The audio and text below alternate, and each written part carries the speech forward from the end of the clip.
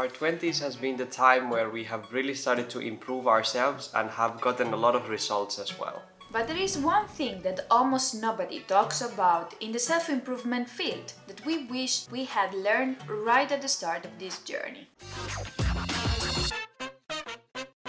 Welcome back to the channel. It's your favorite Finnish-Italian couple here, because we are most likely the only Finnish-Italian couple you know. Let's have some real talk today. Most of the books, courses, videos about self-improvement teach you how to set goals, how to improve yourself and push yourself always towards something better, something extraordinary. And all of these are great, but are not necessarily enough to make you feel happy in life. Because you can always set more goals and push yourself towards them, but if you never actually stop and see who are you now, what you have achieved, you will never be satisfied with that, because you are always focusing on what you could be. The thing what you should do in the start of your self-improvement progress is to accept who you are. I mean, this is not easy thing to do. It's very difficult, because you need to be completely honest to yourself. We are still working on this ourselves every single day. It's a very difficult thing to master.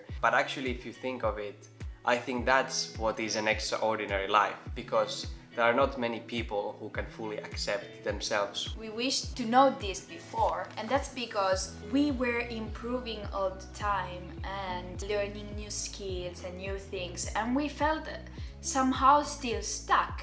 It's like, why if I every day put a lot of effort, a lot of work to be the better version of myself, I'm still not satisfied. I want to be more and more and more. If you can fully accept who you are already now, you can take away all the things that wouldn't bring you fulfillment in the first place and save all that energy to things that are aligned with your values. If we would have done this at the start, like even before starting our journey to self-development, I think it would have been easier, and we would have avoided to feel this sense of frustration. I was watching myself at the mirror and thinking, why I'm not there already?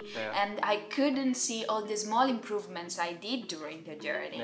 So you just focus on what you don't have, not what you have already done, kind of achieved. What we are doing, for example, now is try to focus on exactly what we have in our lives, even the small little things. Now we have this good camera, we don't have to film these videos with our phones, for example, so we get better quality for you guys. Or for example, I'm quite a lot now improving in my health and fitness area of life, and I know that I could improve forever, but I'm not focusing on that. I'm focusing on what I was yesterday and what I am today. So a practical piece of advice for this would be to do some kind of guided meditation that helps you to be grateful of what you are right now.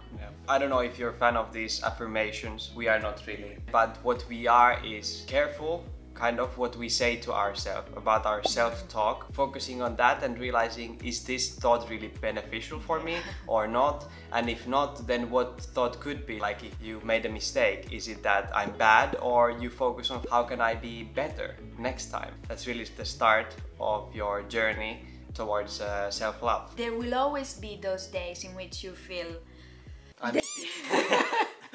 shit. But then it's good as well to go back on your steps and realize that that's not true. If I look at myself on the mirror and think every day and more times during the day, you are shit, then of course you start to believe that, and it's so difficult to go out of that, because more you believe that, you will never be happy even though you would reach that goal. So always remember that you're worth it.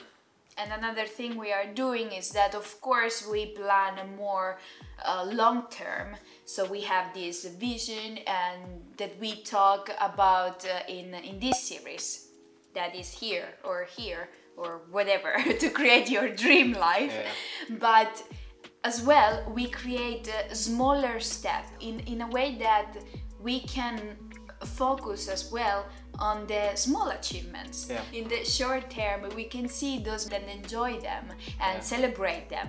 And this already makes a huge difference, because then you are not just looking forward to the end of your goal, so the moment in which the bigger goal is achieved. If you follow this, what we just said now, you will go so far in your self-improvement journey, because you can focus on your time, energy, learning, everything to things that actually matter. And in the process of accepting yourself, remember always to stay kind and meaningful in your own beautiful journey. Ciao.